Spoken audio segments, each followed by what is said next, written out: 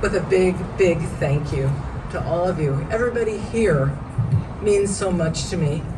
President Folt, how'd you find out all that stuff about me? That was a surprise. Thank you for your unbelievably generous and amazing introduction. And Chip, my provost, thanks for your guidance, thanks for your wisdom, and thanks for your kind words. Bethany, we need that edge, okay? Too much kindness, all right? Let's move on to be a little tougher than I've been able to be. So I think that's great, and I'm glad I found you. Sunny, I can't wait to look at those pictures. That's gonna be really fun. And Marta Palau, well, I'll say a little bit more about her in a minute, but one of the great artists of all time. And Maite is very modest. Maite talks about the International Museum Institute beautifully, but she was also the associate director of it for many years and helped make so many of those wonderful things that happen possible.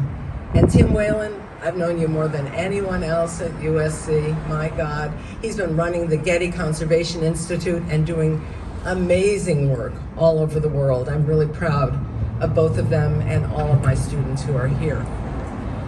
So thank you for the lovely, lovely introductions. And I also should say that having Manolo Blanco, the dean of the most prestigious architecture school in Spain, give his video was really heartwarming, but kind of sad because he was going to be here and he was going to talk to you personally, but he got 3 kidney stones at once, so that didn't happen. And Michael Conforti, who gave those wonderful words, is like Mr. Museum in America. He's a wonderful guy. So they weren't here, but they were very much here in my heart. In 1939, Elizabeth Holmes Fisher, the first female member of USC's Board of Trustees, founded the Fisher Gallery, now the USC Fisher Museum of Art. She endowed it generously with this elegant Art Deco building and a fine collection of old master paintings. 5 generations later, we remain vitally connected to the Fisher family through Bonnie Fisher and Boris Dramoff and their children. Bonnie and Boris are here, as a matter of fact. There they are. And it's not in my speech, but they actually met here at the Fisher Gallery. And I can never get over that. That's wonderful. So not only did you give it to us, but we kind of gave you to each other. So that's kind of a good thing. And the fact that you're here now means a lot to me because I know we are on the edge of the 5th generation of the great-great-grandchild of Elizabeth Holmes Fisher is being born practically within minutes. So that you came here is very important to me. And I think I can say confidently that with Bethany at the helm, the relationship will continue for years to come, and I know that we'll continue our friendship for years to come as well.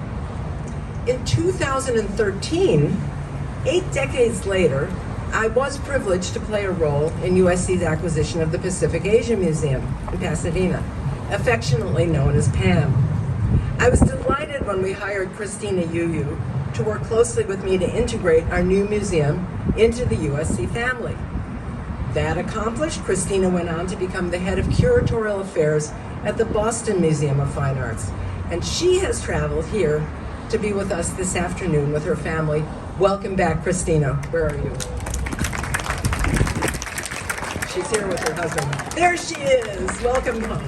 That's great. Once again, we searched worldwide for our next director. Imagine our surprise when I found Bethany Montagano right here in Los Angeles, engaged in really impressive curatorial work. You really knocked me out the first minute I saw you, Bethany. And more than ready to become a director. After 3 successful years at PAM, Bethany was chosen to succeed me as director of USC Museums. I can already see, Bethany, that your tenure will be a visionary one, and that you'll take it way beyond what I was able to dream of. And that's what happens when generations follow generations. Thank you for stepping into that role and being there. And now, since 2019, I've had the distinct honor of working under the leadership of USC President Carol Folt. There she is. Dr. Folt has shown herself to be a highly effective and inspirational advocate for the arts at USC. As soon as she arrived, she invited me to work with her to choose art for her office. Remember that? Art that would, she said, have to communicate to her numerous visitors her love of the imagination, her optimism, and the embrace of diverse ways of looking at the world. And we worked to make that happen. And Carlos Almaraz's work is in her office and is just perfectly emblematic of all of that. Carol's enthusiasm for art is such that she was barely installed as president when she agreed to preside over Fisher's opening reception of its powerful collaboration with the USC Shoah Foundation, which she mentioned, of the intimate portraits of Holocaust survivors. When those survivors, all in their 90s, were able to make it to the reception, which we could hardly believe, they themselves were absolutely warmed by Carol's profound humanity, which touched every single one of them. So that was like one of the first moments you were there, and you just said yes when I said we would come. So it was great. Now, a few years later, Dr. Folt is expanding the presence of public sculpture on our campus. Recently, she gave her blessing so that we could purchase Enrique Martinez Celaya's sculpture, The Well. Maylee Nay, who so warmly donated the funds to do that, is here with us this afternoon. I know Maylee is here. I saw her. Where are you, Maylee? There she is, my buddy, my partner in crime. So Maylee donated funds so that we could actually buy this fabulous sculpture. And right now, we're just so happy. It kind of both guards and welcomes us to Fisher in the most wonderful of ways. I look forward, Carol, to watching as you execute your plan to encourage the placement of public art on campus, thereby making USC an ever more significant player in Los Angeles' art community. So we'll be watching. You watch me, I'll watch you. Be good. Looking back over my 40-plus years heading Fisher, I found myself thinking not just about the role of museums in society, but especially about the role of art museums within a university. That is, I wondered about the role an art museum can and should play in an environment that is committed to the guarantee of academic freedom. Over the years, it is that academic freedom that has allowed Fisher to expand on conventional ways of seeing, such as Bethany mentioned. It is that academic freedom that allowed us to display the work of artists from a multiverse of backgrounds and an infinitude of ways of being. And it is that diversity of expression through art making and display that has contributed to making our university a better, more complicated place.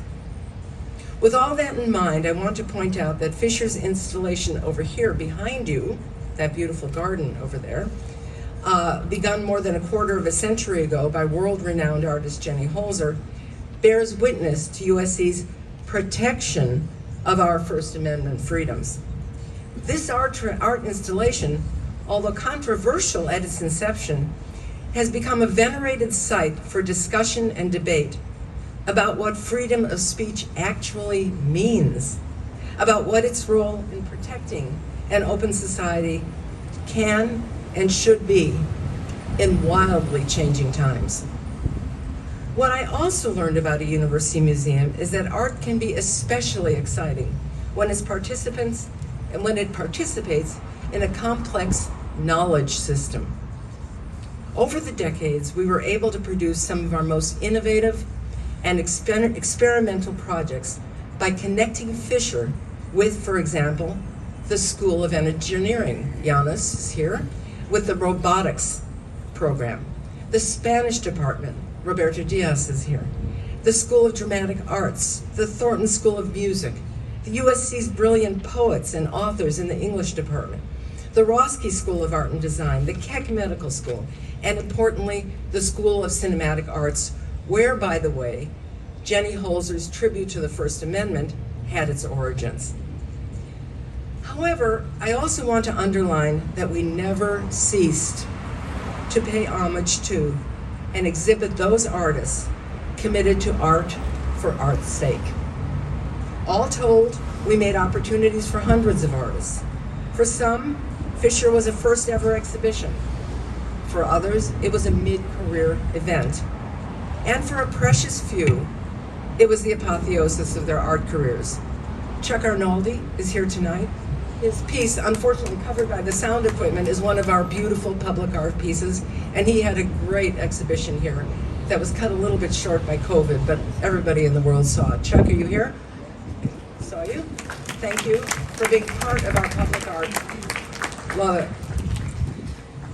Collections are the cornerstone of museums, and our collections have grown by leaps and bounds since Mrs. Fisher's initial gift. As you know, Sonny O just bequeathed Fisher a series of 4 highly significant collages by Marta Palau. Marta, along with her family, fled Spain's dictatorship. She found refuge in Mexico and evolved into one of Mexico's most recognized artists, known for her commitment to freedom and justice. By adding these unique works to our already significant collection of Latin American art, Sonny O has made a major commitment to the growth of Fisher's collections. Thank you a million times, Sonny. Thank you so much. Thank you, Nam, for introducing me to Sonny, and thank you, Mimi, for being part of our little family. Being a university museum allows also, I would say requires, a special relationship to the Academy. In our case, we saw the opportunity to develop a pioneering art history and museum studies program at USC. For 25 years, beginning in 1981, with Tim Whalen over there, Fisher was the Museum Studies program's living laboratory. We trained curators, educators, administrators, and directors right here. Our graduate students spent 3 years immersing themselves in both art history and museum theory, while at the same time rigorously testing those histories and theories against the realities of museums and the constantly changing and evolving needs of their more and more complex publics. I still can't believe that so many of those students have traveled across the country and across town to get here. Maybe crossing town was harder than crossing the country these days. Tim Whalen and Tim Ride, Elizabeth Maureen, Cynthia Pearson, Maite Alvarez, Sharon Church, Gloria Williams, Peter Schertz, Mary Lenehan, Elizabeth Mackey, Catherine Canjo, Karen Roswell, Tammy Fillion, Karen Lansky, Joanne Northrup, Emma Acker, Randy Hockett, Rika Hero, Julia Chambers, Rhonda Coleman, Jennifer Cattell, Jennifer Wood, Stephen Fine, Claudia Banega, Susanna Bautista, and Dana Mitrov Silver. Thanks to all of you, my students, my mentees, and to any of you I might have missed. You have made me so proud of your stunning contributions to the field. After the pioneering work we did with museum studies had gone mainstream, I realized it was time to reinvent Fisher's academic ties. And so, as Maite so beautifully explained, the International Museum Institute, the IMI, became the vibrant vehicle for USC to further deepen cultural relationships with Latin America, Canada, but really, especially Mexico. Thus, with Fisher in Los Angeles and UNAM in Mexico City, guided by Graciela de la Torre, and with support from Dornsife, thank you, Amber, the IMI went on to convene some of the most advanced conversations about museums in the Americas. It engaged in publishing projects, awarded prizes to underserved communities, and originated exhibitions that broke boundaries. La Bestia was one of those exhibitions. The Beast, that monster of a train, transports refugees from Central America through Mexico in the most unimaginably horrible conditions. 50 indigenous artists, 50 indigenous poets participated in that show and communicated the pain and the promise of that impossible journey. That exhibition traveled wildly, fostering a number of lasting relationships between USC and Mexico. Nellie Robles, who when we worked together for IMI, was head of all archaeology of Mexico, flew up here today just to celebrate our shared history. Where are you, my Nellie? My Nayita. Thank you. For me, Nellie Robles represents IMI. She represents Mexico and all of our friends there. Thank you, Nellie, for making the trip. It means the world to me. Through it all, Fisher, through IMI, has also played a big part in supporting local artists of Pan-Latin American descent. I want to single out Fisher's partnership with the nonprofit Art Division, founded by artist Dan McCleary. Are you here, Dan? I think he's here somewhere. Art Division has been our partner. In numerous projects and exhibitions. Its many talented students have been literally at home at USC, literally, while we have been made to feel at home at Art Division. Our collaboration with you, Dan, constitutes some of Fisher's most consequential history. I wish you and your students all the successes and all the joys a life in art can bring. Finally, I want to extend my gratitude to those who have kept me going all these years. My magnificent sons, Rob and Josh. Beyond magnificent, who in many ways grew up here at USC. Rob and Josh have put up with a rather unconventional mother, but one who has loved and appreciated every moment of their lives. I'm so proud of you, your wives Chris and Andrea, and what you have all become. I want also to remember my mother Gita, who took care of my sons when I had to be away, researching exhibitions or buying art for Fisher. Thank you, Mama. And of course, Alice, brother Chucky, cousin Gail and her clan, Vivian and hers, and Faya. They are all here. My grandchildren, Sam and Joe, Gita and Nelson, are busy advancing long family traditions of study and inquiry. Gita, she's the only one that could be here. She's off to Sarah Lawrence, and she is also going to be a great student and scholar and citizen. And last, but certainly not least, my husband, Fred Croton. He's crying, whom you all know because he is always by my side. Fred has been helpful to me every single minute since I came to USC. He has been my advisor, my boon companion, and unofficially a member of the staff. We've had so much fun living this crazy museum life, haven't we?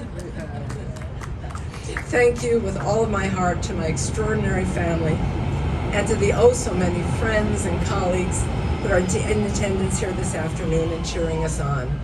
There were even more people who wanted to be here, but I got about 20 COVID calls this morning. So we wish them well.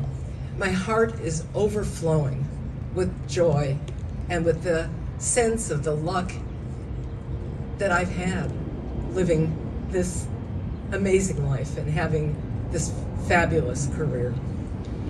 As I say farewell, I want to extend my appreciation again to our Provost Chip Zukowski for his wisdom and his guidance.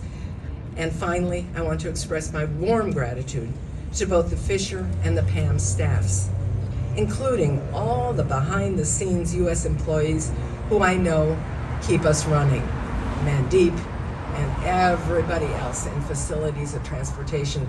We really appreciate you. I certainly would. And I certainly cannot complete these remarks without asking Kay Allen to come up and stand with me.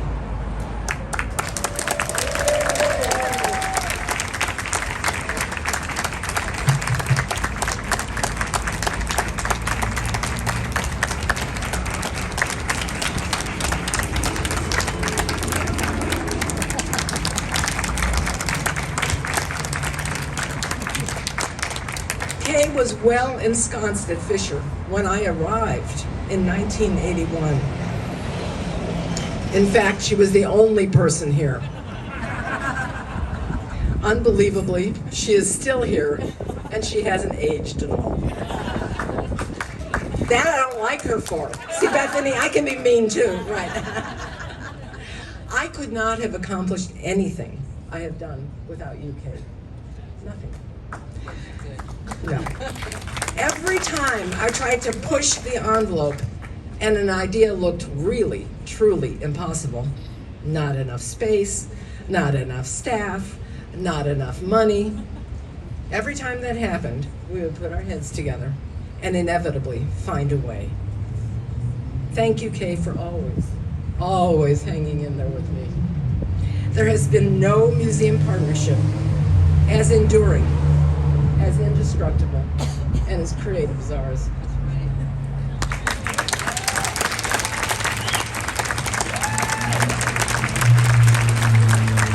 I'm not certain of many things in this world, but I'm certain of that. Thank you once again, President Carol Folt, for your amazing faith in me. Thank you. Thank you for this gorgeous farewell party. I'll never forget it. And now, Bethany, it's all yours. Forward march.